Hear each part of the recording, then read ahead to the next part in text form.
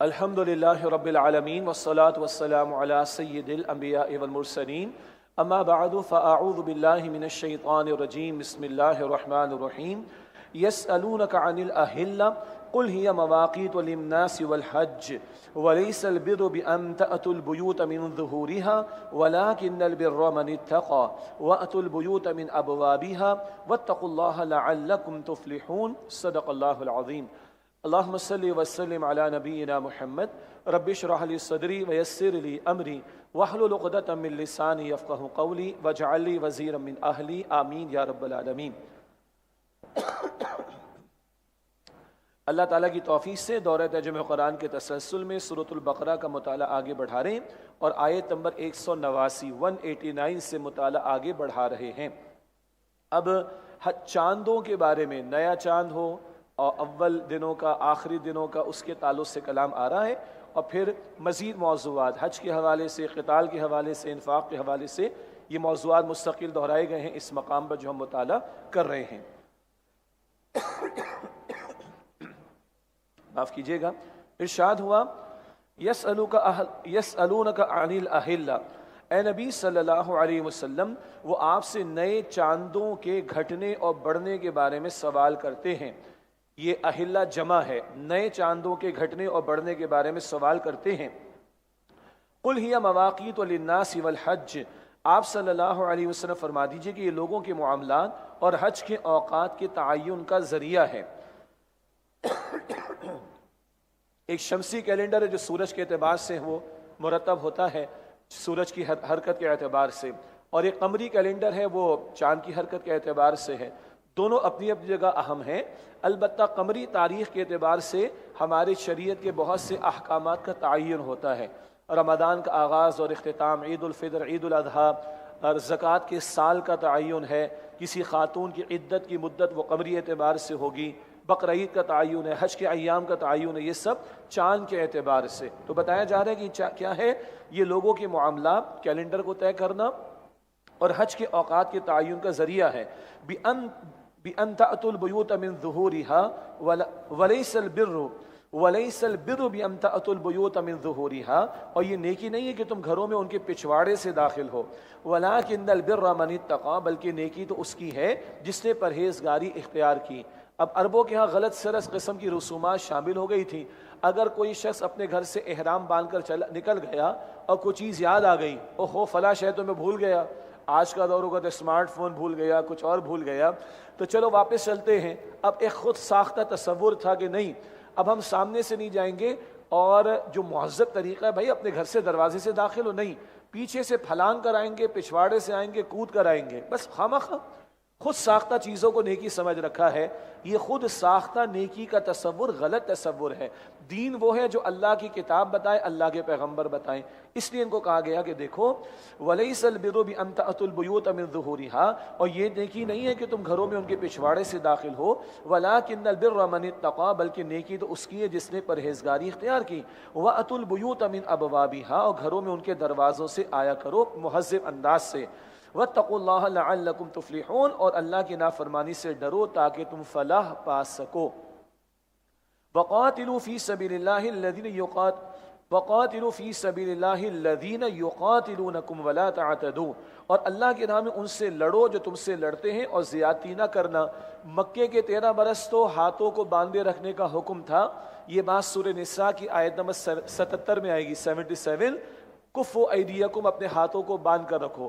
وہ مکہ مکرمہ میں ہاتھوں کو باندھے رکھنے کا حکم تو 13 برس کا گزر گیا، اب تو مدنی دور ہے، اور ہجرت کے سفر کے دوران میں قتال کی اجازت بھی آ گئی تھی۔ سورہ حج کی آیت 39 میں ذکر آئے گا کہ قتال کی اجازت ہجرت کے سفر کے دوران میں آ گئی، اور مدینہ شریف آ کر قتال کے احکامات آ گئے، پہلے بھی کچھ ہم نے پڑھا، اور آگے بھی آیت نمبر 216 میں قتال کی فرضیت کا ذکر آئے گا انشاءاللہ تعالی۔ یہاں فرمایا کہ وَقَاتِلُوا فِي سَبِيلِ اللَّهِ، اور اللہ کی راہ میں ان سے لڑو، الَّذِينَ يُقَاتِلُونَكُمْ وَلَا تَعْتَدُوا، جو تم سے لڑتے ہیں اور زیادتی نہ کرنا، إِنَّ اللَّهَ لَا يُحِبُّ الْمُعْتَدِينَ، بے شک اللہ زیادتی کرنے والوں کو پسند نہیں کرتا۔ یہ قتال کا حکم آ گیا۔ 4 موضوعات دہرا کر آئیں گے، عبادات، معاملات، انفاق اور قتال فی سبیل اللہ۔ ارشاد ہوا وَاقْتُلُوهُمْ حَيْثُ ثَقِفْتُمُوهُمْ، اور ان کافروں کو قتل کرو جہاں کہیں بھی تم انہیں پاؤ، وَأَخْرِجُوهُمْ مِنْ حَيْثُ أَخْرَجُوكُمْ، اور انہیں وہاں سے نکالو جہاں سے انہوں نے تمہیں نکالا ہے، وَالْفِتْنَةُ أَشَدُّ مِنَ الْقَتْلِ، اور فتنہ انگیزی تو قتل سے بھی زیادہ سخت برائی ہے۔ یہ قرآن حکم دے رہا ہے جہاں انہیں پاؤ قتل کرو اور انہیں وہاں سے نکالو جہاں سے انہوں نے تمہیں نکالا۔ اب یہ ہر کافر کے بارے میں نہیں ہے۔ مسلمان 13 برس مکہ مکرمہ میں رہے، ان میں سے بعض کو شہید کیا گیا، اللہ کا گھر ان پر بند کیا گیا، ان کو ہجرت پر مجبور کیا گیا، مدینہ شریف آ جانے کے بعد بھی کفار نے سازشیں جاری رکھی ہیں، تو اب اللہ ایمان والوں کو ان سے جنگ کرنے کی اجازت کے بعد حکم دے رہا ہے۔ سارے کافروں کے بارے میں ایسی بات نہیں ہے، لیکن جنگ کا حکم اللہ نے دیا، مقاصد کے ساتھ دیا ہے۔ اس نقطے کو ذہن میں رکھیں، جو اسلامو فوبیا کے شکار لوگ ہیں وہ اس طرح کے مقامات کو آؤٹ آف دا کانٹیکسٹ کوٹ کر کے مسلمانوں کو دہشت گرد قرار دیتے ہیں۔ یہ بات ہم پہلے بھی پڑھ آئے ہیں، میں نے ذکر بھی کیا، آئندہ بھی ذکر کیا جائے گا۔ ہر کافر کے لیے نہیں ہے، مگر جو جنگ پر آمادہ ہو جائیں، جن کفار نے جنگ مسلط کر دی، مسلمانوں پر ظلم کیا، ان کے گھروں سے نکالا، نکلنے پر دوسرے کی مدد کی ہے، ایسوں کے خلاف جنگ کا حکم دیا گیا ہے۔ اور جنگ تو دنیا میں رہی ہے، آج جتنی بڑی بڑی دنیا میں طاقتیں موجود ہیں، انہوں نے جنگیں کی بھی ہیں اور جنگیں سجائی بھی ہیں، یہ تو کوئی نیا مسئلہ تھوڑے انسانیت کے لیے، مگر جنگ کو تہذیب سکھانا، آداب سکھانا، یہ اسلام کا احسان ہے، وہ ہم پڑھتے جائیں گے آگے چل کر انشاءاللہ۔ وَالْفِتْنَةُ أَشَدُّ مِنَ الْقَتْلِ، اور فتنہ انگیزی تو قتل سے بھی زیادہ سخت برائی ہے۔ کیا ہے فتنہ؟ اللہ کی شریعت نافذ نہ ہونے دی جائے، لوگوں کو مجبور کیا جائے کہ وہ کفر پر جائے، لوگ اللہ کے احکام پر عمل نہ کریں، ان کے لیے رکاوٹیں ڈالی جائیں، یہ ہے فتنہ۔ اس فتنے کے خاتمے کے لیے اگر قتال کرنا پڑے تو کیا جائے گا، یہ بات آیت 193 میں بھی آ رہی ہے۔ وَلَا تُقَاتِلُوهُمْ عِنْدَ الْمَسْجِدِ الْحَرَامِ حَتَّى يُقَاتِلُوكُمْ فِيهِ، اور مسجد حرام کے قریب ان سے نہ لڑو یہاں تک کہ وہ خود تم سے وہاں لڑیں۔ فَإِنْ قَاتَلُوكُمْ فَاقْتُلُوهُمْ، پھر اگر وہ کفار تم سے وہاں بھی لڑیں تو تم بھی انہیں قتل کرو۔ كَذَلِكَ جَزَاءُ الْكَافِرِينَ، کافروں کی یہی سزا ہے۔ یہ حرمت مکان تو ہے، یعنی حدود حرم کی حرمت ہے، اگر کفار لیکن تم سے وہاں لڑیں تو مسلمانوں تم بھی ان سے جنگ کرو۔ اللہ تعالیٰ یہ حکم مسلمانوں کو عطا کر رہے ہیں، اور 8 ہجری میں فتح مکہ کا معاملہ بھی پیش آئے گا۔ البتہ جنگ کی نوبت پیش نہیں آئی تھی، لیکن اللہ تعالیٰ نے فرمایا کہ اگر یہ یہاں تم سے جنگ کرے مسجد حرام کے پاس تو تم بھی ان سے جنگ کرو۔ كَذَلِكَ جَزَاءُ الْكَافِرِينَ، کافروں کی یہی سزا ہے۔ فَإِنِ انْتَهُوا فَإِنَّ اللَّهَ غَفُورٌ رَحِيمٌ، بس اگر وہ باز آ جائیں تو بے شک اللہ بڑا ہی بخشنے والا، نہایت رحم فرمانے والا ہے۔ محض جنگ برائے جنگ نہیں ہے، ظلم ختم کرنے، جبر ختم کرنے کے لیے ہے، اور اگر یہ باز آ کر اسلام قبول کر لیں تو مسلمانوں کے برابر کے بھائی بن جائیں گے۔ یہ بات سورہ توبہ میں بھی آ جائے گی انشاءاللہ تعالی۔ تو محض نری جنگ نہیں ہے، بلکہ جنگ برائے امن بھی ہے، جنگ برائے عدل بھی ہے، اور جنگ برائے زمین سے فتنے کا خاتمہ بھی ہے، اور جنگ برائے اللہ کے دین کا غلبہ بھی ہے، مگر جنگ برائے جنگ نہیں ہے۔ چنانچہ آگے فرمایا وَقَاتِلُوهُمْ حَتَّى لَا تَكُونَ فِتْنَةٌ وَيَكُونَ الدِّينُ لِلَّهِ، اور ان سے لڑتے رہو یہاں تک کہ فتنہ باقی نہ رہے اور دین صرف اللہ ہی کا ہو جائے۔ دین کا ایک بڑا پیارا ترجمہ ہے نظام، سسٹم انگلش میں کہیں گے، اور آج سسٹم ہی کی بحث ہے پوری دنیا کے اندر۔ اللہ کہتا ہے سسٹم میرا چلے گا۔ ایک بات غلط کوٹ کی گئی ہے، سپریم کورٹ کے چیف جسٹس نے جو قادیانی معاملے میں فیصلہ دیا اور بعض آیات کا حوالہ دیا، وہ صحیح نہیں دیا ہے۔ علماء نے بھی اس پر کلام کیا، ہم نے بھی اس کے حوالے سے گزارشات پیش کر دی ہیں۔ انفرادی سطح پر اسلام کہتا ہے کہ کسی کو جبراً مسلمان نہیں کیا جائے گا، بالکل ٹھیک بات ہے۔ اجتماعی سطح پر اللہ فرماتا ہے میرا حکم چلے گا، میرا نظام چلے گا۔ سورہ انعام آیت نمبر 57 میں، سورہ یوسف آیت نمبر 40 میں، سورہ یوسف آیت نمبر 67 میں اللہ فرماتا ہے ان الحکم الا للہ۔ اقبال نے ترجمانی کی ہے سروری زیبا فقط اس ذات بے ہمتا کو ہے، حکمراں ہے ایک وہی باقی بتان آزری۔ انفرادی سطح پر جبر کر کے کسی سے اسلام قبول نہیں کروایا جائے گا، مگر اجتماعی سطح پر اللہ کہتا ہے نہ فرعون نہ نمرود کی بادشاہت، نہ امریکہ نہ کسی اور بدماش کی، اجتماعی سطح پر اللہ کی حاکمیت ہوگی۔ اس کے لیے اگر قتال کرنا پڑے تو قتال کرو، کیوں؟ وَيَكُونَ الدِّينُ لِلَّهِ، اور دین صرف اللہ ہی کا ہو جائے۔ فَإِنِ انْتَهَوْا فَلَا عُدْوَانَ إِلَّا عَلَى الظَّالِمِينَ، پھر وہ اگر باز آ جائیں تو ظالموں کے سوا کسی پر کوئی سختی روا نہیں۔ باز آ جائیں تو جنگ برائے جنگ کا معاملہ نہیں ہے۔ الشہر الحرام بالشہر الحرام والحرمات قصاص، حرمت والے مہینے کا بدلہ حرمت والا مہینہ ہی ہے، اور تمام حرمتوں کا بھی بدلہ ہے۔ حرمت والے مہینے کون سے ہیں؟ 4 مہینے عربوں کے ہاں بھی محترم تھے۔ ایک مشہور تھا رجب کا مہینہ، اکثر وہ عمرہ ادا کرتے تھے، اور 3 معروف تھے جو لگاتار کنزیکٹیو ہے، ذی القعدہ، ذی الحجہ اور محرم۔ ان میں وہ دور دراز سے آنا سفر میں لگتا تھا مہینہ بھر، پھر دور دراز کا سفر کر کے جانا، اور ذی الحجہ میں حج کا ادا کیا جانا۔ حج ان کے ابراہیم علیہ السلام کے دور سے چلا آ رہا تھا، مگر بگاڑ پیدا ہو گیا تھا، وہ اصلاح حضور نے فرمائی صلی اللہ علیہ وسلم۔ تاہم وہ 3 مہینے کنزیکٹیو تھے، کون سے؟ ذی القعدہ، ذی الحجہ، محرم۔ تو یہ کل 4، رجب، ذی القعدہ، ذی الحجہ، محرم، تو یہ 4 مہینے حرمت والے تھے۔ عربوں کے ہاں بھی ان کا احترام تھا، عمرہ حج ادا کرنے لوگ دور دراز سے آتے تھے، جنگ روک دیا کرتے تھے۔ شریعت اسلامی میں بھی اس کا لحاظ رکھا گیا اور ان کی حرمتوں کو برقرار رکھا گیا۔ البتہ بتایا جا رہا ہے الشہر الحرام بالشہر الحرام، حرمت والے مہینے کا بدلہ حرمت والا مہینہ ہی ہے، والحرمات قصاص، اور تمام حرمتوں کا بھی بدلہ ہے۔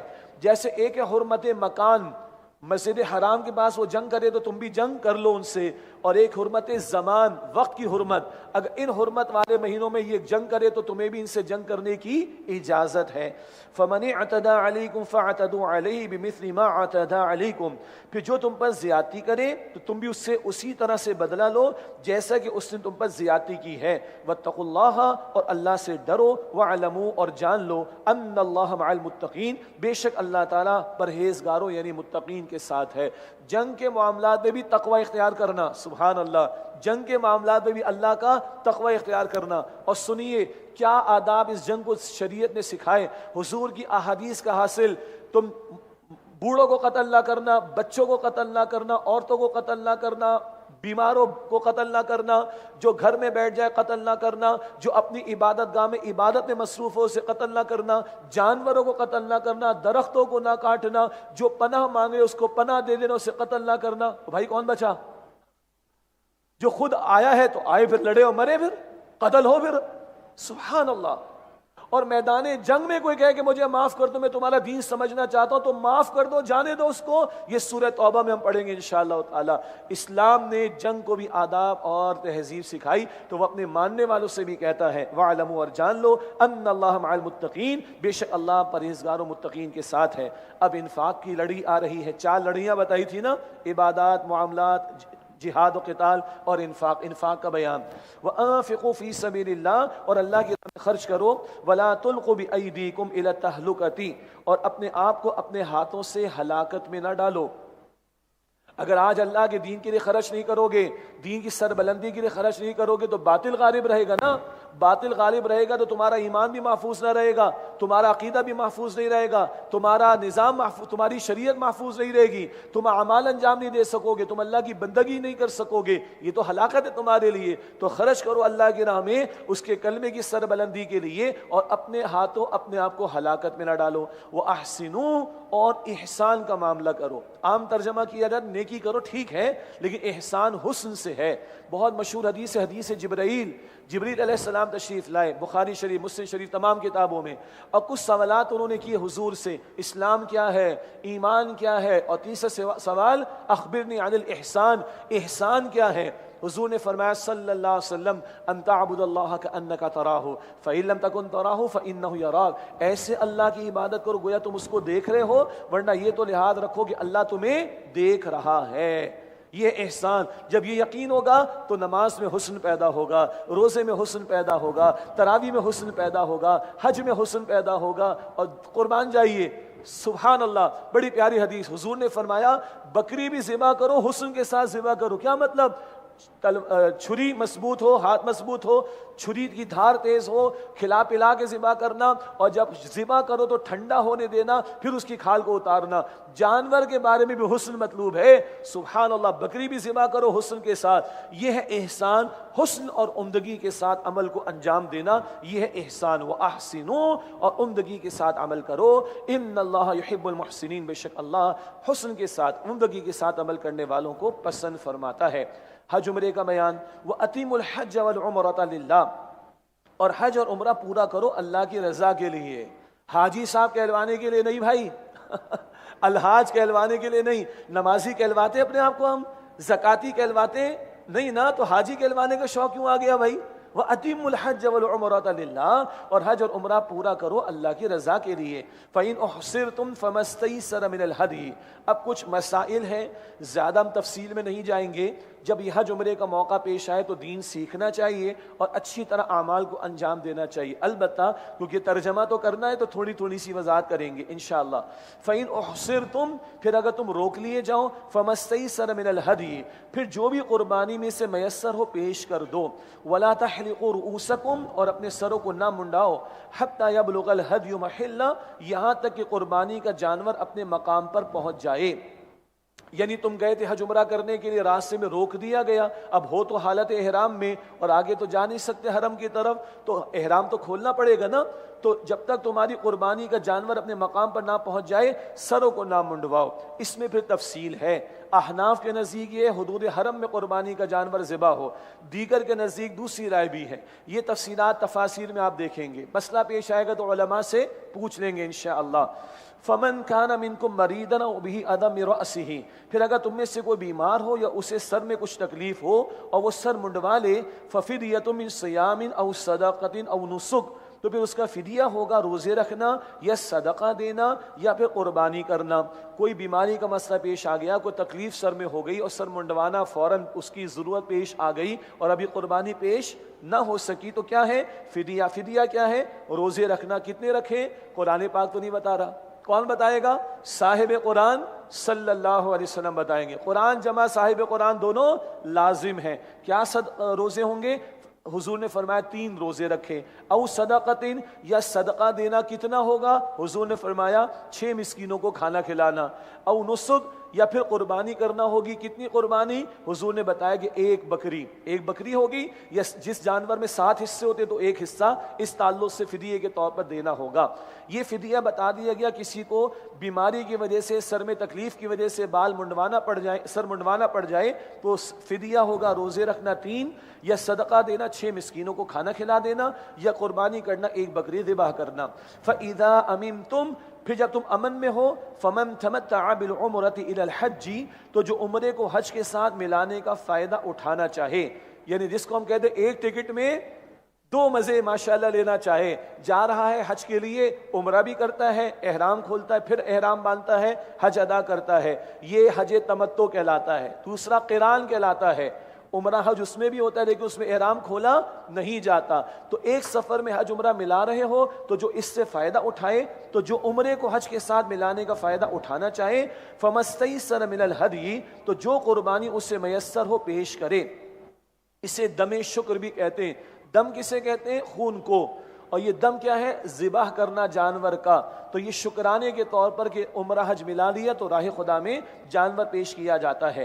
فَمَسْتَيْسَرَ مِنَ الْهَدْيِ، تو جو قربانی اس سے میسر ہو پیش کرے۔ فَمَن لَّمْ يَجِدْ، پھر جو قربانی کی حیثیت نہ رکھتا ہو، فَصِيَامُ ثَلَاثَةِ أَيَّامٍ فَصِيَامُ ثَلَاثَةِ أَيَّامٍ فِي الْحَجِّ، تو وہ حج کے دنوں میں 3 روزے رکھے۔ وَسَبْعَةٍ إِذَا رَجَعْتُمْ، اور 7 روزے جب تم گھر واپس آؤ۔ تھوڑی تفصیل ہے کہ عرفہ کے دن سے پہلے تک رکھ لے۔ عرفہ کے دن کون سا ہوتا ہے؟ 9 ذی الحجہ کا۔ اللہ ہم سب کو وہاں کی حاضری عطا فرمائے۔ تو 3 روزے رکھے حج کے دنوں میں اور 7 روزے جب تم گھر واپس آؤ۔ تِلْکَ عَشْرَةٌ کاملہ، یہ پورے 10 روزے ہوئے۔ البتہ یہ کس کے لیے ہے؟ ذَلِكَ لِمَن لَّمْ يَكُنْ أَهْلُهُ حَاضِرِ الْمَسْجِدِ الْحَرَامِ، البتہ یہ رعایت اس کے لیے ہے جس کے گھر والے مسجد حرام کے قریب نہ رہتے ہوں۔ ہم جو دور دراز سے جانے والے ان کے لیے، وہاں رہنے والا تو جب چاہے گا عمرہ کر لے گا اور جب چاہے گا حج بھی کرے گا جب اس کو موقع ہوگا اور گنجائش ہوگی۔ وہ کہلاتے ہیں حج افراد کا معاملہ، کہ وہاں رہنے والے حج افراد کر سکتے ہیں، صرف احرام باندھیں گے حج کے لیے، باقی جب عمرہ کرنا ہوگا کر لیں گے۔ تو یہ جو رعایت تھی 2 کو 1 میں جمع کرنا، یہ کن کے لیے؟ جس کے گھر والے مسجد حرام کے قریب نہ رہتے ہو۔ واتقوا اللہ، اور اللہ سے ڈرو، مراد اس کی نافرمانی سے ڈرو۔ وَاعْلَمُوا أَنَّ اللَّهَ شَدِيدُ الْعِقَابِ، اور جان لو بے شک اللہ بہت سخت سزا دینے والا ہے۔ الحج اشہر معلومات، حج کے چند مہینے متعین ہیں۔ یہ بڑا دلچسپ اور مشکل مسئلہ سنیے۔ حج کے مہینے معلوم ہے، کیا مطلب؟ یہ جو حج کے لیے احرام باندھنا ہے نا، یہ کوئی چاہے تو شوال سے باندھ سکتا ہے، شوال، ذی قعدہ، پھر ذی الحجہ ہے تو مشکل نا، اور خاصا مشکل ہے، بس مسئلے کی حد تک سمجھ لے حج کے مہینے تو معین ہیں، عربی میں جمع 3 کے لیے آتا، تو 3 مہینے کون سے بنیں گے؟ بتایا مفسرین نے شوال، ذی قعدہ اور ذی الحجہ، اور شوال کے مہینے سے کوئی احرام باندھنا چاہے تو پابندیاں بڑی سخت ہوتی ہیں، بس مسئلے کی حد تک آپ نے سمجھ لیا، آگے چلیں۔ فمن فرض فیہن الحج، تو جو ان میں نیت کر کے اپنے اوپر حج کو لازم کر لے، فلا رفث ولا فسوق ولا جدال فی الحج، تو حج کے دوران نہ کوئی صحبت کی بات کرے، زوجین کا تعلق بھی حالت احرام میں منع، نہ ہی کوئی نافرمانی کرے اور نہ ہی جھگڑا کرے۔ یہ بہت اہم بات ہے، یہ مسئلہ سب کے لیے ہے۔ کیا مطلب؟ جب عمرے پر بندہ جائے حالت احرام میں، اور بالخصوص یہ حج کی بات ہو رہی ہے، حج پر بندہ جائے اور حالت احرام میں، تو پابندیاں حالت احرام کی بھی ہیں، اور یہ بڑی پابندیاں ہیں۔ نہ زوجین کا تعلق حلال ہے، کس میں؟ حالت احرام میں۔ او بھائی زوجین کا تعلق حلال نہیں ہے تو نامحرم عورتوں سے گپے مارنا حلال ہوگا؟ مذاق ہو رہا ہے، گپے لگائے جا رہی ہیں، ٹھٹے مارے جا رہے ہیں، پوری محفلیں سجی ہوئی، استغفر اللہ۔ زوجین کا تعلق قائم کرنا جائز نہیں ہے، چاہے جائے کہ نامحرم عورتوں کے ساتھ۔ اب اس سے آگے کہنا جھجک آتی ہے مجھے، کیا کیا باتیں ہو رہی ہوتی ہیں، نہ نافرمانی کرے نہ ہی جھگڑا۔ وہ جو ہم حدیث سنتے ہیں جو بالکل صحیح ہے، ایسے لوٹے گا جیسے آج ہی اس کی ماں کے بطن سے اس کی ولادت ہوئی ہو۔ وہ کس کے لیے ہے؟ نہ یہ حرکتیں کرے برائی کی، نافرمانی کی، جھگڑے کی، شہوت کی باتیں، غلط باتیں، جو ان ساری غلط باتوں سے بچے گا وہ ہے جس کو وہ حج مبرور ملے گا۔ یہ ایسے لوٹے گا جیسے آج ہی اس کی ماں کے بطن سے اس کی ولادت ہوئی ہو۔ یہ بخاری شریف کی حدیث ہے۔ اللہ مجھے اور آپ کو، ہم سب کو حج مقبول اور حج مبرور عطا فرمائے۔ دل سے عرض کرتا ہوں، دل سے مانگا کرے، صرف پیسے سے حج کا تعلق نہیں ہے، کچھ تعلق ہے، شرعاً بھی صاحب استطاعت پر لازم ہے، مگر دل سے مانگے، اللہ کہاں سے اسباب عطا کرے، اللہ علی کل شیء قدیر ہے۔ صرف معاملہ پیسے کا نہیں، یہ دل کی بات ہے۔ اللہ ہم سب کو حاضری عطا فرمائے۔ وما تفعلوا من خیر یعلمہ اللہ، اور جو نیکی بھی تم کرتے ہو اللہ اسے جانتا ہے۔ اللہ کو پتہ ہے نا، تم نماز ادا کر رہے ہو، روزہ رکھ رہے ہو، حج کر رہے ہو، تو محلے والوں کو، دنیا والوں کو بتانے کی ضرورت ہے؟ ہاں، وہ جو معافی تلافی کرتے بھائی معاف کر دینا، وہ ٹھیک ہے، مگر بورڈ لگائے جاتے ہیں اور لمبے چوڑے اہتمام کیے جاتے ہیں، اور حاجی صاحب کو الحاج کہلوانے کا بڑا شوق ہے، حاجی کہلوانے کا بڑا شوق ہے، بھائی اس کی کوئی ضرورت نہیں ہے۔ کیوں؟ وما تفعلوا من خیر یعلمہ اللہ، اور جو نیکی بھی تم کرتے ہو اللہ اسے جانتا ہے۔ وتزودوا، اور زاد راہ لے لیا کرو۔ زاد راہ راستے کا، سفر کا سامان ہے، اخراجات وغیرہ۔ فإن خیر الزاد التقوی، بے شک سب سے بہتر زاد راہ تو پرہیزگاری ہے۔ ایک تقوی کا لغوی معنی بچنا، یہاں ایک مراد ہے سوال سے بچنا۔ یمن کے لوگ مشہور تھے، آتے تھے حج کے موقع پر اور پھر لوگوں سے بھیک مانگتے تھے، اور نہیں بھائی، آئے ہو تو اپنے زاد راہ کا اہتمام کر کے آؤ تاکہ دوسروں کے سامنے ہاتھ پھیلانا نہ پڑے۔ ایک تو یہ مفہوم لٹرلی تقویٰ کا مطلب بچنا، اور دوسرا کیا ہے؟ تقویٰ ہے خوف خدا دل میں رکھنا، گناہوں سے اپنے آپ کو بچانا، اور ایک ہمارا سفر چل رہا ہے نا آخرت کی طرف، وَإِنَّا إِلَيْهِ راجعون۔ اس سفر کا سب سے بڑا زاد راہ کیا ہے؟ تقویٰ، خوف خدا، گناہوں سے اپنے آپ کو بچانا۔ وَاتَّقُونِ يَا أُولِي الْأَلْبَابِ، اور اے عقل مندو میری نافرمانی سے بچو۔ اللہ فرما رہا ہے لیس علیکم جناح ان تبتغوا فضلا من ربکم، تم پر کوئی گناہ نہیں ہے اگر تم دوران حج اپنے رب کا فضل یعنی رزق تلاش کرو۔ کوئی حرج کی بات نہیں ہے، بندہ جاتا ہے حج کے موقع پر، کوئی بزنس ٹرانزیکشنز بھی کر لے کوئی مسئلہ نہیں ہے، کوئی خریداری کر لے کوئی مسئلہ نہیں ہے، لیکن یاد رہے کہ خریداری کرنے گیا نہیں ہے، وہ کاروبار کرنے گیا نہیں ہے بھائی، یہ سائیڈ میں ہو جائے تو ٹھیک ہے، گیا کس لیے؟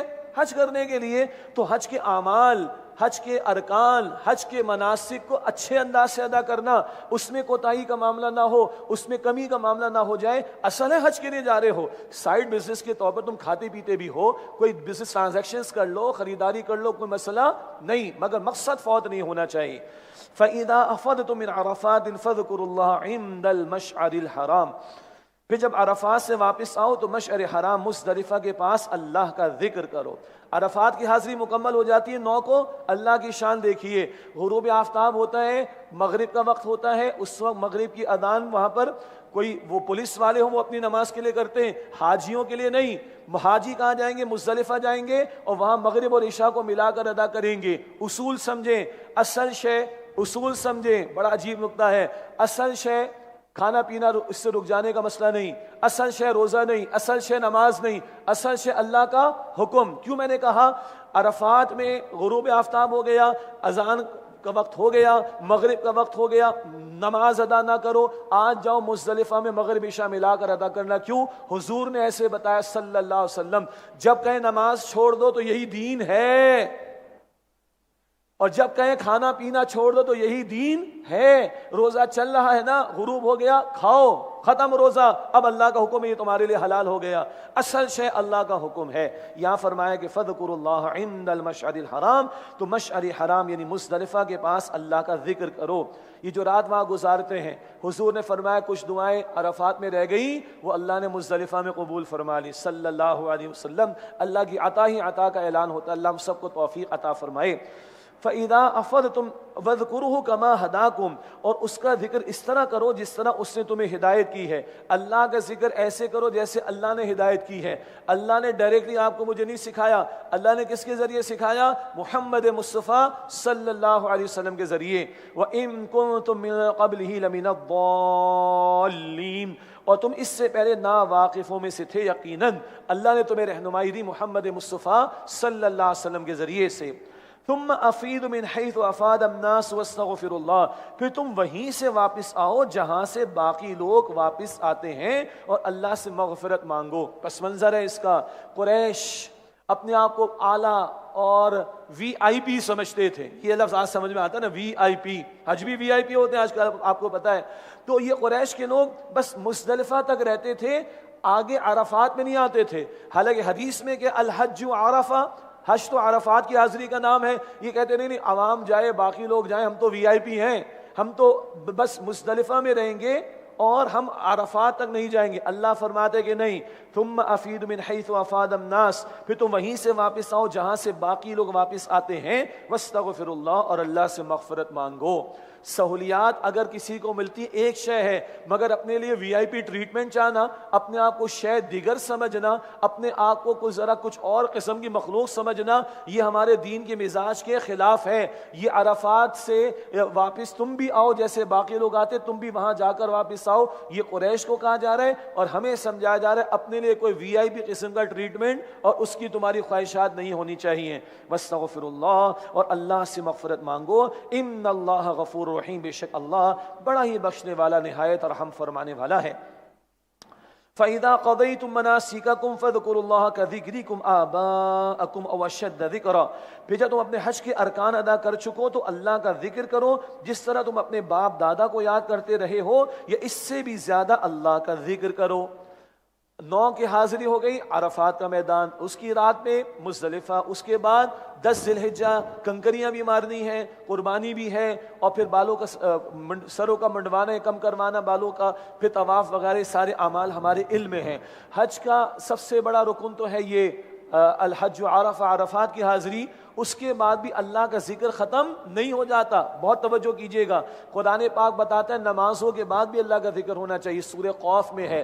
قرآن پاک بتاتا ہے جمعے کی نماز کے بعد بھی اللہ کا ذکر ہونا چاہیے، سورہ جمعہ میں ہے۔ اور قرآن پاک یہاں پر بتا رہا ہے کہ حج کے بعد بھی اللہ کا ذکر ہونا چاہیے۔ کچھ عبادات ہیں، موڈس آف ورشپ ہیں، یہ بڑا ذریعہ اللہ کی یاد کا، مگر اللہ کا ذکر، اللہ کی یاد مستقل کرتے رہنا چاہیے۔ اچھا، یہ منی میں خیمے لگاتے تھے عرب، یعنی زمانے جہلیت کی بات، منی میں خیمے لگاتے تھے تو گپے مارتے تھے، باپ دادا کی داستانیں سناتے تھے اور فخر جتاتے تھے۔ اللہ فرمانے کہ نہ، وہ باپ دادا کی داستانیں نہیں، اللہ کا ذکر اس سے زیادہ کرو جیسے ماضی میں تم باپ دادا کی داستانیں سنایا کرتے تھے۔ فرمایا فَمِنَ النَّاسِ مَن يَقُولُ رَبَّنَا آتِنَا فِي الدُّنْيَا، بس لوگوں میں سے وہ بھی ہیں جو یہ دعا کرتے ہیں اے ہمارے رب ہمیں سب کچھ دنیا ہی میں دے دے، وَمَا لَهُ فِي الْآخِرَةِ مِنْ خَلَاقٍ، اور ایسے لوگوں کا آخرت میں کچھ حصہ نہیں، بس دنیا ہی دنیا چاہیے، وہاں جا کر بھی معاف کیجیے گا، یا اللہ کاروبار اچھا ہو جائے، یا اللہ بچے کا کیریئر ٹھیک ہو جائے، یا اللہ بس گھر ہمارا بن جائے، یا اللہ جائیداد ہماری جو ہے وہ فلرش کر جائے۔ اور گناہوں میں مبتلا لوگ کہتے ہیں کہ یا اللہ فلمیں ہماری کامیاب ہو جائیں، یا اللہ فلاں ایوارڈ ہمیں مل جائے، انا للہ و انا الیہ راجعون۔ ادھر جا کر بھی بس دنیا ہی دنیا، تو لو دنیا تو مل جائے گی، وما لہ فی الآخرۃ من خلاق، اور ایسے لوگوں کا آخرت میں کچھ حصہ نہیں۔ یہ تو دنیا پرستوں کا طرز عمل۔ ایمان والوں کا طرز عمل کیا ہونا چاہیے؟ بڑی جامع دعا ہم سب کو یاد ہے الحمدللہ. وَمِنْهُم مَّن يَقُولُ، اور ان میں سے بعض ایسے بھی ہیں جو دعا کرتے ہیں رَبَّنَا آتِنَا فِي الدُّنْيَا حَسَنَةً وَفِي الْآخِرَةِ حَسَنَةً وَقِنَا عَذَابَ النَّارِ، اے ہمارے رب ہمیں دنیا میں بھلائی عطا فرما اور آخرت میں بھی بھلائی عطا فرما اور ہمیں آگ کے عذاب سے بچا لے. یہ پوری دعا ہے. دنیا میں بھی حسنہ، بڑا پیارا لفظ ہے حسنہ، حسن سے عمدہ. میرا گھر حسین ہو جائے، میرے اعمال حسین ہو جائیں، میرا کردار حسین ہو جائے، میرے گھر والوں کا کردار حسین ہو جائے، میرا کاروبار حسین ہو جائے. سبحان اللہ. اب حسن کا ایک ہی تصور ہمارے دماغوں میں معروف ہے نا. حسن کا ایک ہی تصور دماغوں میں لے کر بیٹھے ہوئے، نہ یا اللہ میری دنیا حسین ہو جائے، میرے اعمال حسین ہو جائیں، میرا کردار حسین ہو جائے، میرے مال میں حسن آ جائے، میری دولت میں حسن آ جائے، میری اولاد میں حسن آ جائے. یہ سب حسین ہوگا تو آخرت بھی میری کیا ہو جائے گی؟ حسین ہو جائے گی. دنیا میں بھی حسنہ دے دے اللہ، آخرت میں بھی حسنہ عطا فرما. اور ایک اور بات، عمل کا موقع دنیا میں ہے، نتیجہ کدھر ہے؟ آخرت میں. تو ادھر حسین اعمال ہوں گے تبھی تو آخرت بھی حسنہ ہوگی. باقی ہمیں رہبانیت سے منع کیا گیا، دنیا کو ترک کرنے سے منع کیا گیا. دنیا اللہ نے ہمارے لیے بنائی سجائی، اس کی نعمتوں سے فائدہ اٹھانا ہے مگر ڈوبنا نہیں ہے اس کے اندر. وَإِنَّا إِلَيْهِ راجعون کی کلیئرٹی رہنی چاہیے. ربنا آتنا فی الدنیا حسنۃ وفی الآخرۃ حسنۃ وقنا عذاب النار. اے ہمارے رب ہمیں دنیا میں بھلائی عطا فرما اور آخرت میں بھی بھلائی عطا فرما اور ہمیں آگ کے عذاب سے بچا لے. اولئک لہم نصیب مما کسبوا، یہ وہ لوگ ہیں جن کے لیے اس میں سے حصہ ہے جو انہوں نے نیک کمائی کی. یہ بہت اہم بات ہے. صرف دعاؤں سے کام نہیں بنے گا بھائی، نیک کمائی بھی کرنا پڑے گی، نیک اعمال بھی کرنا ہوں گے. اور البقرہ کی 186 میں ہم نے پڑھا اللہ فرماتے تم چاہتے میں تمہاری دعائیں قبول کروں تو میرا حکم تو مانو، میری نافرمانیوں کو چھوڑ دو. یہاں فرمایا کہ نیک اعمال کی کمائی بھی ضروری ہے دعا کی قبولیت کے لیے. واللہ سریع الحساب، اور اللہ بہت جلد حساب چکانے والا ہے. حدیث میں دعا سکھائی گئی اللہم حاسبنا حسابا یسیرا، اے اللہ ہم سب کے حساب کو آسان فرما. اور یہ جو ربنا آتینا والی دعا یہ حضور کے معمولات میں شامل تھی. بہت ہی جامع دعا ہے. دنیا کی ہر بھلائی اس میں آ گئی اور آخرت کی ہر بھلائی اس میں آ گئی. پورے شعور اور وثوق کے ساتھ یہ دعائیں مانگنی چاہیے. وَذْكُرُوا اللَّهَ فِي أَيَّامٍ مَعْدُودَاتٍ، اور اللہ کا ذکر گنتی کے چند دنوں یعنی قیام منا میں خوب کرو. اب یہ گنتی کے چند دن میں نے ترجمہ کیا آپ کے سامنے ترجمانی کے ساتھ. اچھا ایک بات نوٹ کیجئے گا، صحیح لفظ ہے ترجمہ. صحیح لفظ کیا ہے؟ ترجمہ. ایک بات. اور دوسری ہم جو آپ کے سامنے ترجمہ رکھتے ہیں یہ ترجمانی ہے قرآن پاک کی. قرآن کا ترجمہ کرنا ممکن نہیں، اللہ کا کلام ہے بھائی. ترجمانی تو میں نے بریکٹ کا ترجمہ آپ کے سامنے لکھا ہے قیام منا، ورنہ قرآن کے الفاظ کا ایگزیکٹ ترجمہ ہے گنتی کے چند دنوں میں اللہ کا ذکر کرو. یہ گنتی کے چند دن کون سے ہیں؟ قرآن پاک خاموش، قرآن پاک نہیں بتاتا، یہ حضور نے بتایا صلی اللہ علیہ وسلم. یہ مینا کا قیام 10 کو تو بڑی مصروفیت ہوتی ہے، کنکریاں مارنا جمرات پر اور قربانی، سر منڈوانا یا بال کم کروانا، اور پھر طواف زیارت کا معاملہ. پھر 11 کو کہاں قیام ہے؟ مینا میں. پھر جمرات کی کنکریاں. 12 کو کہاں قیام ہے؟ مینا میں. پھر جمرات کی کنکریاں. اور 12 کو واپس جا سکتے بھی ذکر آئے گا. اور میکسیمم کب تک ہے؟ 13 تک. یہ حضور نے بتایا، قرآن پاک نہیں بتاتا، حضور نے بتایا صلی اللہ علیہ وسلم. پتہ نہیں بیچارے منکرین سنت حج کیسے ادا کریں گے. اگر سنت کو نہ مانے تو یہ کون سے دن ہے قرآن پاک نہیں بتاتا، سنت نے بتایا ہمیں حضور کی صلی اللہ علیہ وسلم. فمن تعجل فی یومین فلا اثم علیہ، پھر جو شخص 2 ہی دنوں میں جلدی چلا جائے تو اس پر کوئی گناہ نہیں. جلدی کا مطلب بیفور ٹائم نہیں ہے، جلدی کا مطلب ہے کہ 13 سے پہلے چلا جائے. تو 11 کی کنکریاں ماری، 12 کی کنکریاں ماری، اب چلا جائے تو کوئی مسئلہ نہیں، کوئی گناہ نہیں. ومن تأخر فلا اثم علیہ لمن اتقى، اور جو تاخیر کرے تو اس پر بھی کوئی گناہ نہیں بشرطے کہ وہ نافرمانی سے بچتا رہے. تاخیر سے مراد میکسیمم کب تک ہے؟ 13 تک. اور اللہ کے پیغمبر نے 13 تک قیام فرمایا صلی اللہ علیہ وسلم. بڑا افسوس ہوتا ہے دیکھ کر جب اکثر لوگ چلے جاتے ہیں. گنجائش ہے مگر جا کے کیا کرتے ہیں؟ کھانا پینا، گپ شپ، ہلا گلا، smart phone, all you can talk، اور پھر غیبتیں. یہی کرنا ہے تو بھائی نہ کرو یہ چیزیں. تو لمن اتقى، اس کے لیے کہ جو نافرمانی سے بچتا رہے. 11-12 کو بھی رکے. اور لخت جگر، آج کل لخت جگر ہے اسمارٹ فون لگے ہوئے، all you can talk، پھر غیبتیں ہو رہی معلم کے بارے میں، حج گروپ کے بارے میں، اپنے گروپ کے ساتھیوں کے بارے میں. غلط بات ہے بھائی، کیوں حج کو ضائع کر رہے ہو؟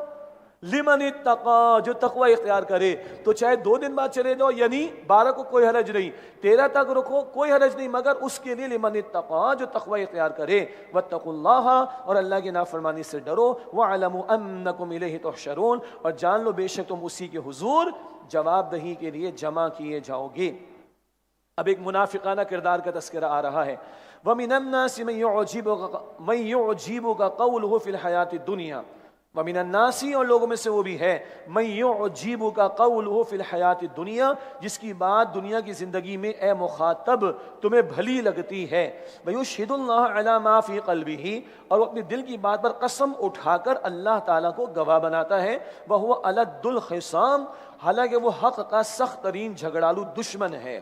یہ منافقانہ کردار، دنیا کی محبت میں ڈوبا ہوا شخص، اور کلمہ تو پڑھا تھا منافق نے، لیکن دنیا کی محبت میں ڈوب کر دین کے تقاضوں سے بھاگتا ہے۔ اب اس کا اعتبار لوگ نہیں کرتے، تو جب اعتبار نہیں کرتے تو وہ اعتماد حاصل کرنے کے لیے کیا کرتا ہے؟ قسمیں اٹھاتا ہے۔ اللہ فرما رہے یہ حق کا سخت ترین جھگڑالو دشمن ہے، اور یہ بیجا قسمیں کھانا، بار بار قسمیں اٹھانا، یہ بات درست نہیں ہے۔ اس کا مطلب ہے کہ آدمی کا کوئی کردار ہے ہی نہیں، اب بیچارہ اس کمی کو پورا کرنے کے لیے، دوسروں کا اعتماد حاصل کرنے کے لیے جھوٹی قسمیں اٹھاتا ہے، یہ بات غلط ہے۔ فرمایا وَإِذَا تَوَلَّى سَعَىٰ فِي الْأَرْضِ لِيُفْسِدَ فِيهَا، اور جب اسے اختیار ملتا ہے تو وہ خوب کوشش کرتا ہے کہ زمین میں فساد مچائے، وَيُهْلِكَ الْحَرْثَ وَالنَّسْلَ، اور کھیتیوں اور نسلوں کو برباد کرے۔ ذرا کہ اختیار ملے گا تباہی مچائے گا، فساد مچائے گا۔ واللہ لا يحب الفساد، اور اللہ فساد کو پسند نہیں کرتا۔ وَإِذَا قِيلَ لَهُ اتَّقِ اللَّهَ، اور جب اس سے کہا جاتا ہے کہ اللہ کی نافرمانی سے ڈر، أَخَذَتْهُ الْعِزَّةُ بِالْإِثْمِ، تو اسے غرور گناہ پر اکساتا ہے، فَحَسْبُهُ جہنم، تو اس کے لیے جہنم کافی ہے۔ ذرا کوئی اصلاح کی کوشش کرے تو عزت نفس اس کی آڑے آتی، اس کا تکبر آڑے آتا ہے، مجھے سمجھاؤ گے؟ ہاں، ارے میاں اپنے کام سے کام رکھو، ہاں بیچتے کیا ہو تم ہمارے سامنے؟ ہاں تمہاری اوقات اور حیثیت کیا ہے؟ سب پتہ ہے ہمیں، سب معلوم ہے ہمیں۔ انا للہ و انا الیہ راجعون۔ اللہ تکبر سے بچائے، اسی تکبر نے شیطان کو مروا دیا تھا، اور حدیث میں ہے کہ رائی کے دانے کے برابر بھی تکبر کسی کے دل میں ہے، وہ جنت میں داخل نہیں ہوگا۔ وَلَبِئْسَ الْمِہَادُ، اور وہ بہت ہی بری جگہ ہے، یعنی جہنم۔ اللہم اجرنا من النار، اے اللہ ہم سب کو آگ کے عذاب سے محفوظ فرما۔ اس کے برعکس بڑا پیارا کردار، اور تفاسیر میں صہیب رومی رضی اللہ تعالیٰ عنہ کا بیان، روم سے آئے تھے اور مکہ مکرمہ میں رہے، اللہ تعالیٰ نے سہولت بھی عطا فرمائی۔ جب ہجرت کی تو مشرکوں نے روک لیا، ہاں تم آئے تھے روم سے، ہماری زمین پر آ کر تم نے مال کمایا، چھوڑو اس کو ورنہ جانے نہیں دیں گے۔ کہا اچھا مال چھوڑو تو جانے دو گے؟ کہا سارا مال چھوڑ دیا اور ہجرت مدینہ کے لیے چلے گئے۔ کتنے آسانی سے 2 جملے میں نے کہہ دی اور آپ نے سن لیے۔ کیسے لوگ تھے؟ اللہ اکبر، اللہ کے حکم پر لبیک، پیغمبر کی دعوت پر لبیک، اللہ اکبر کبیرہ۔ ان کا تذکرہ مفسرین نے لکھا، اور ایک عمومی طرز عمل آ رہا ہے کنٹراسٹ کے طور پر۔ وَمِنَ النَّاسِ مَن يَشْرِي نَفْسَهُ ابْتِغَاءَ مَرْضَاتِ اللَّهِ، اور لوگوں میں سے وہ بھی ہے جو اللہ کی رضا کو حاصل کرنے کے لیے اپنی جان تک کا سودا کرتا ہے۔ وَاللَّهُ رَءُوفٌ بِالْعِبَادِ، اور اللہ ایسے بندوں پر بہت شفقت فرمانے والا ہے۔ اور حضور نے فرمایا صہیب نے نفع کا سودا کیا، صہیب نے نفع کا سودا کیا، مال چھوڑ دیا اللہ کی خاطر، اللہ اس سے راضی ہو گیا۔ اللہ اکبر کبیرہ، اللہ مجھے اور آپ کو یقین عطا فرمائے۔ اور وہ شان جو آئی البقرہ کی آیت نمبر 165 میں، والذین آمنوا اشد حبا للہ، اور جو ایمان لائے ان کی شدید ترین محبت اللہ سبحانہ وتعالی کے لیے ہوتی ہے۔ یا ایھا الذین آمنوا ادخلوا فی السلم کافۃ، اے ایمان والو اسلام میں پورے کے پورے داخل ہو جاؤ۔ ولا تتبعوا خطوات الشیطان، اور شیطان کے نقش قدم کی پیروی نہ کرو۔ انہ لکم عدو مبین، بے شک وہ تمہارا کھلا دشمن ہے۔ پورے کے پورے اسلام میں آ جاؤ۔ یہ پورے کا پورا اسلام کیا ہے؟ اللہ نے دین مکمل فرما کر دیا۔ مشہور آیت المائدہ کے شروع میں حجۃ الوداع کے موقع پر اس کا نزول، الیوم اکملت لکم دینکم، آج کے دن میں نے تمہارے لیے تمہارے دین کو مکمل فرما دیا۔ یہ پورے کا پورا اسلام کیا ہے؟ اس میں انفرادی زندگی بھی ہے اور اجتماعی زندگی بھی ہے، عقائد اور ایمانیات بھی، عبادات اور معاملات بھی، اور اخلاقیات بھی، رسومات بھی، خوشی غمی کے مواقع کی رہنمائی بھی، گھر بھی، معیشت بھی، معاشرت بھی، سیاست بھی، عدالت بھی، ریاست بھی، اور سارے عالمی حالات بھی اور امور بھی۔ کیوں؟ اللہ معبود 24 گھنٹے، تو اللہ کی عبادت کا تقاضا بھی 24 گھنٹے کا ہے، اور کچھ مانو کچھ نہ مانو یہ قابل قبول نہیں۔ البقرہ آیت نمبر 85 میں ہم نے پڑھا کچھ مانو کچھ نہ مانو تو اس پر ذلت اور رسوائی ہے. اس آیت کا حوالہ پہلے بھی آیا، آئندہ بھی آئے گا. پورے کے پورے اسلام میں داخل ہو جاؤ. اچھا اب میرا اور آپ کا ذمہ کیا ہے، ذمہ داری کیا ہے؟ جتنے دین پر فوراً عمل کر سکتے ہیں کریں، اور اجتماعی معاملات میں اللہ کے دین پر عمل کے لیے اللہ کے دین کے غلبے کی جد و جہد کرنا آپ کا میرا فرض ہے. اسی کو فریضہ شہادت کہیں، اللہ کے دین کی گواہی پیش کرنا، اسی کو دعوت دین کہیں، اسی کو اقامت دین کہیں، اسی کو غلبہ دین کی جد و جہد کہیں. یہ آپ پر اور مجھ پر لازم ہے. اللہ اس جد و جہد کے لیے مجھے اور آپ کو ہم سب کو قبول فرمائے. اے ایمان والو، اسلام میں پورے کے پورے داخل ہو جاؤ. وَلَا تَتَّبِعُوا خُطُوَاتِ الشَّيْطَانِ، اور شیطان کے نقش قدم کی پیروی نہ کرو. اگر پورے اسلام پر عمل نہیں ہو رہا یا اس کی کوشش نہیں ہو رہی تو یہ شیطان کے نقش قدم کی پیروی ہو رہی ہے. انہ لکم عدو مبین، بے شک وہ تمہارا کھلا دشمن ہے.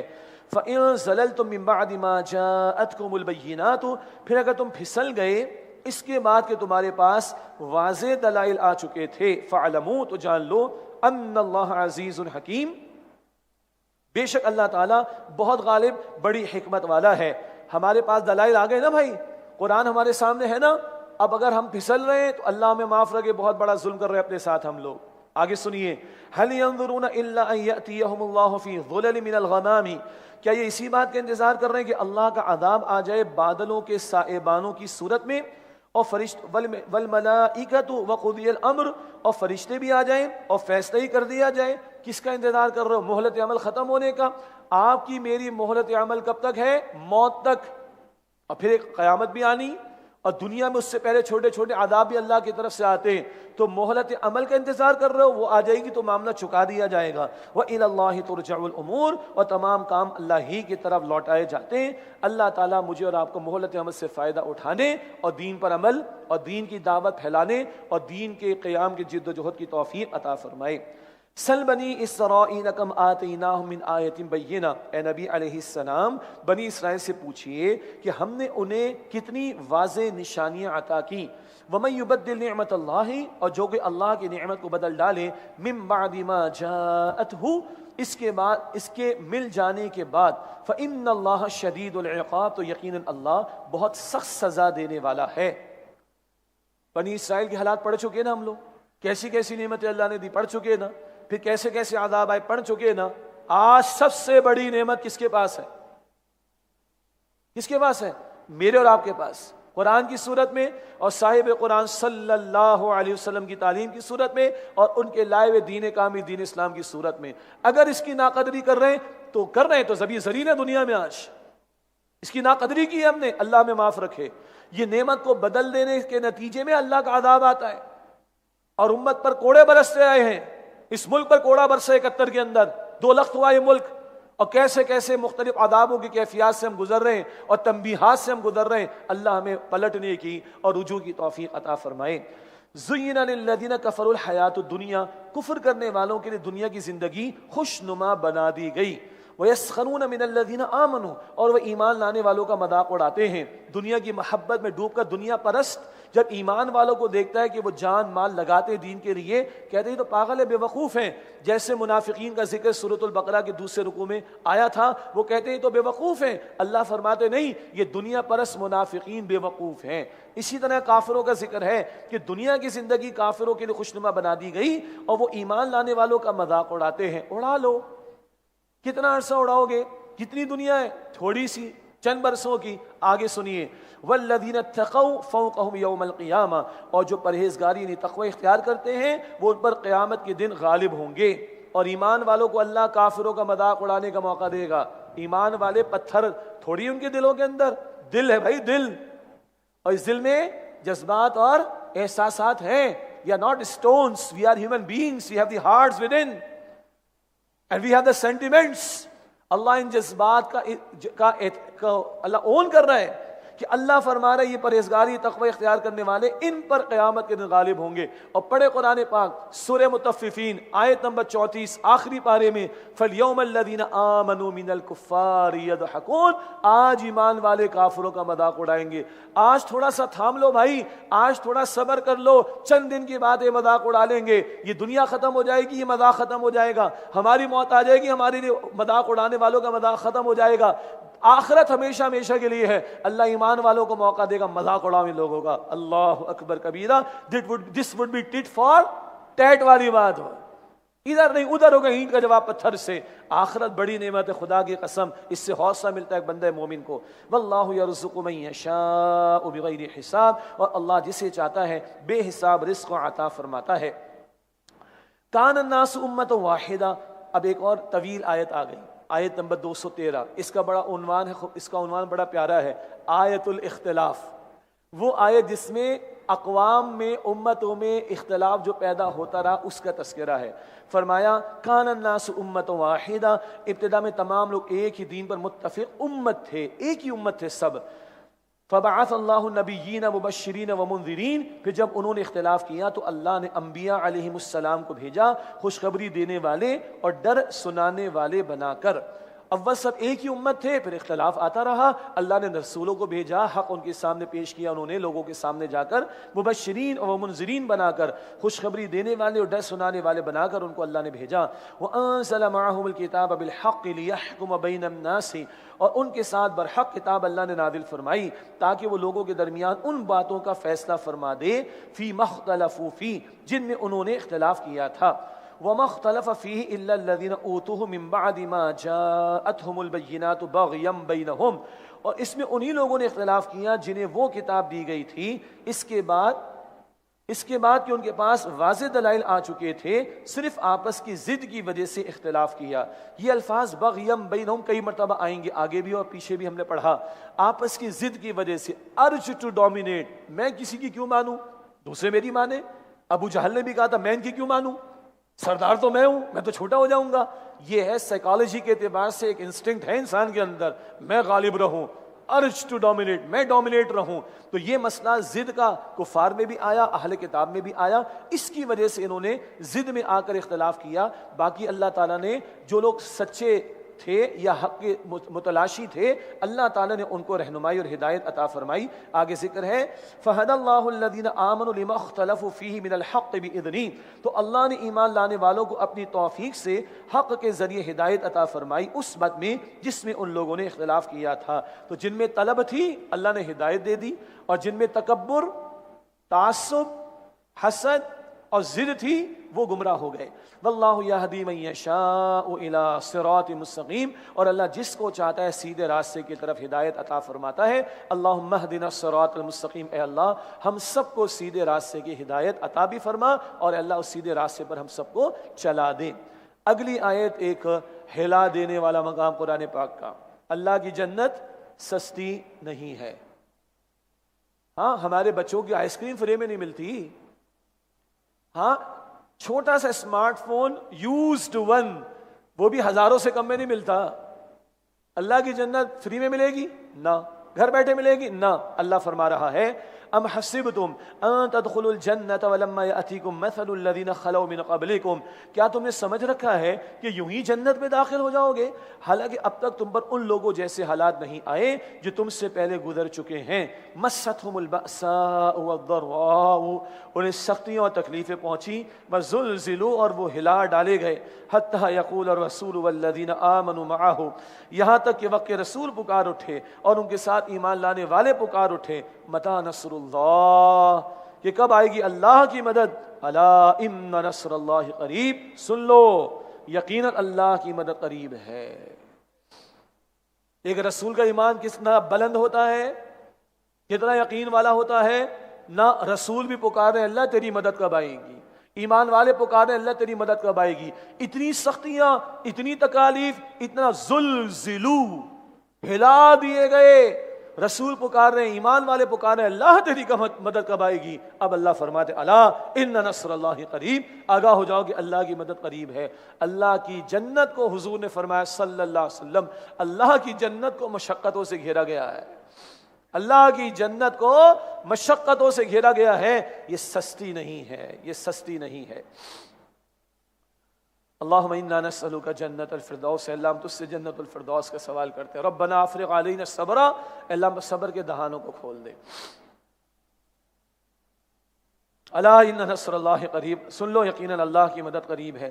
یسألونک ماذا ينفقون, اے نبی علیہ السلام وہ آپ سے سوال کرتے ہیں کہ کیا خرچ کریں. قل ما انفقتم من خیر فللوالدین والاقربین والیتامى والمساکین وابن السبیل، آپ ان سے فرما دیجئے کہ مال میں سے تم جو بھی خرچ کرو تو خرچ کرو والدین اور رشتہ داروں اور یتیموں اور مسکینوں اور مسافروں کے لیے۔ سبحان اللہ، یہ خرچ کرنے کے بارے میں کن کن لوگوں پر خرچ کریں؟ پہلے نمبر پر کون ہے؟ ماں باپ۔ اور سن لیجئے، مشہور واقعہ ہے، تفصیل کا موقع نہیں، ایک صاحب حضور کے پاس آئے، یا رسول اللہ یہ میرے ابا جان یہ پیسے مانگتے ہیں مجھ سے۔ حضور نے کیا فرمایا صلی اللہ علیہ وسلم، انت و مالک لوالدیک، تو بھی اور تیرا مال دونوں تیرے باپ کے ہیں بھائی، تو بیچتا کیا ہے؟ اللہ اکبر، تم والدین کی تو کفالت کرنی ہے، ان کو زکوٰۃ بھی نہیں دے سکتے، اپنے حصہ کا دینا پڑے تو دیا جائے گا، دینا پڑے گا۔ انت و مالک لوالدیک، تو اور تیرا مال دونوں تیرے باپ کے ہیں۔ اللہ اکبر کبیرہ۔ اور حسن سلوک میں اوپر کون ہے؟ ماں ماں ماں، تو ماں اور باپ دونوں کا ہے تیرا مال۔ اللہ اکبر، تو ان سے پوچھ کے استعمال کر لینا۔ سمجھ آئی؟ تو ماں باپ پہلے ہیں، پھر رشتہ دار ہیں، رشتہ داروں میں جو مستحقین ہیں ان کو زکوٰۃ بھی دے سکتے ہیں، اور رشتہ داروں کو دینے کا دوہرا ثواب ہے، ایک دینے کا ثواب اور ایک رشتہ داری کا حق ادا کرنے کا ثواب۔ پھر اور ہیں یتامى، مساکین وابن السبیل، اور مسافروں کے لیے ان پر خرچ کیا جائے۔ وما تفعلوا من خیر فإن اللہ بہ علیم، اور جو نیکی تم کرتے ہو تو بے شک اللہ اسے خوب جاننے والا ہے۔ کبھی اترانا مت کہ اتنا ماں باپ پر خرچ کیا، ان کے علاج پر اتنا خرچ کیا، ان کی ٹیک کیئر پر اتنا خرچ کیا، ارے کوئی حیثیت ہماری نہیں کہ ان کا حق ادا کر سکیں۔ ہاں، اور غریبوں کو بھی دے رہے ہو تو جتانا نہیں، ان کا حق ہے اور تمہارا فرض ہے۔ یہ سورہ بنی اسرائیل کے 30 سے 34 رکوع میں تفصیل آئے گی انشاءاللہ۔ جتانا نہیں، یہ تمہارا فرض ہے جو تم نے ادا کیا، ہاں اللہ قبول فرما کر اجر دے گا۔ وما تفعلوا من خیر فإن اللہ بہ علیم، اور جو نیکی تم کرتے ہو بے شک اللہ اسے خوب جاننے والا ہے۔ اب قتال کی فرضیت کا بڑا زوردار انداز میں بیان آ رہا ہے۔ کتب علیکم القتال، تم پر اللہ کی راہ میں قتال کرنا فرض کیا گیا ہے۔ وہو کرہ لکم، جبکہ وہ تمہیں طبعاً ناپسند لگ رہا ہے۔ فطری طور پر جنگ کوئی پسند تو نہیں کرتا نا، بٹ نیچرل، صحیح بات ہے، لیکن حکم کس کا ہے؟ اللہ کا۔ تمہیں پیدا کس نے کیا ہے؟ اللہ نے۔ تمہارے اندر فطرت کو کس نے رکھا ہے؟ اللہ نے۔ وہ کہتا ہے قتال کرنا فرض ہے، تو بس اب خاموش۔ اور آگے اللہ حکمتیں بتا رہا ہے، وَعَسَىٰ أَن تَكْرَهُوا شَيْئًا وَهُوَ خَيْرٌ لَكُمْ، اور ہو سکتا ہے کہ تم کسی چیز کو ناپسند کرو اور وہی تمہارے لیے بہتر ہو۔ تم کسی چیز کو ناپسند کرو وہی تمہارے لیے بہتر ہو۔ چھوٹے بچے کو ماں باپ جب کڑوی دوا پلاتے تو بچے کو کیسی لگتی ہے؟ بہت کڑوی۔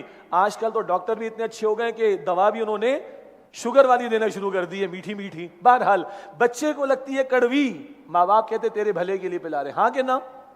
ٹھیک، ماں باپ کیا کہتے؟ بیٹا تجھے نہیں پتا، مجھے پتا ہے۔ وَعَسَىٰ أَن تُحِبُّوا شَيْئًا وَهُوَ شَرٌّ لَكُمْ، اور ہو سکتا ہے کسی چیز کو تم پسند کرو اور وہی تمہارے حق میں بری ہو۔ بقرعید کا موقع آتا ہے، باربیکیو کی محفلیں ہوتی ہیں، انگارے جلائے جاتے ہیں، اس میں ریڈ لائٹ نظر آتی ہے، بچہ کیا کہتا ہے؟ واہ واہ کیا زبردست بات ہے، اٹس لائٹ۔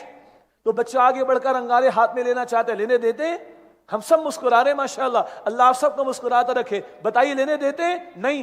ہم کیا کہتے ہیں؟ بیٹا تیرا ہاتھ جل جائے گا، اور وہ آگے ہاتھ بڑھاتے پھر ہمارا ہاتھ بڑھتا ہے، پتہ ہے نا؟ ہم کیا کہتے ہیں؟ تجھے نہیں پتا، تو اس کو روشنی سمجھ رہے، بیٹا مجھے پتا ہے اس میں کیا ہے، آگ ہے، تیرا ہاتھ جل جائے گا۔ ایسے ہی ہے نا؟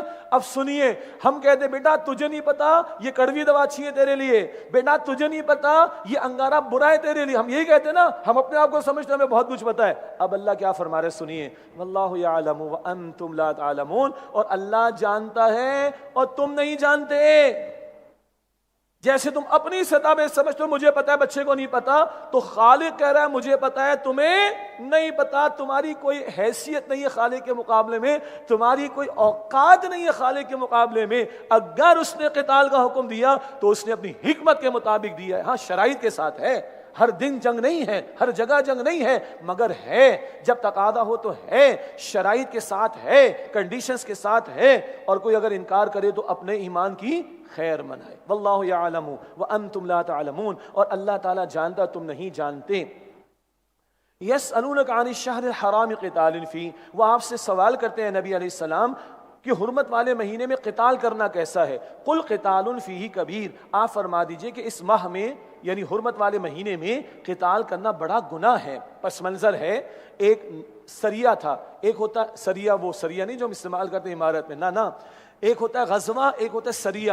غزوہ وہ مہم یا ایکسپیڈیشن جس میں حضور تشریف لے جاتے تھے صلی اللہ علیہ وسلم، آپ بھی رسول ہیں، آپ بھی امیر ہیں، اور وہ مہم جس میں حضور نہ جاتے، کسی صحابی کو آپ ذمہ دار بنا کر بھیجتے، اس کو سریہ کہتے ہیں۔ تو ایسا ایک موقع تھا اور یہ وادی نخلا میں واقعہ پیش آیا، مسلمانوں کافروں کے درمیان جھڑپ ہوئی اور ایک کافر قتل ہو گیا مسلمانوں کے ہاتھوں، اور یہ جمادی الثانی کی بالکل آخری تاریخ تھی۔ جمادی الثانی کے بعد کون سا مہینہ آتا ہے؟ رجب۔ رجب کون سا مہینہ ہے؟ حرمت والا۔ شام میں قتل ہوا، چاند نظر آ گیا، مشرکوں نے پہاڑ بنا دیا اس کا، اوہو یہ تو دہشت گرد ہے بھائی، انہوں نے حرمت والے مہینے کی حرمت پامال کر دی، انہوں نے حرمت والے مہینے میں جو ہے قتل کر دیا، ارے اس میں تو لوگ عمرے کے لیے آتے، انہوں نے یہ کر دیا وہ کر دیا۔ بڑا طوفان مچایا مشرکین نے کہ مسلمانوں نے حرمت والے مہینے کی حرمت کو پامال کر دیا۔ اللہ تعالیٰ فرما رہے آپ سے سوال ہو رہا ہے اے نبی علیہ السلام کہ حرمت والے مہینے میں قتال کرنا کیسا ہے؟ آپ فرما دیجئے کہ اس میں قتال کرنا بڑا گناہ ہے۔ اب اللہ تعالیٰ کس طرح اس کو ڈیفینڈ کر رہا ہے، سبحان اللہ۔ اللہ ایمان والوں کی طرف سے جواب دے رہے، سنیے اور گنتے جائیے۔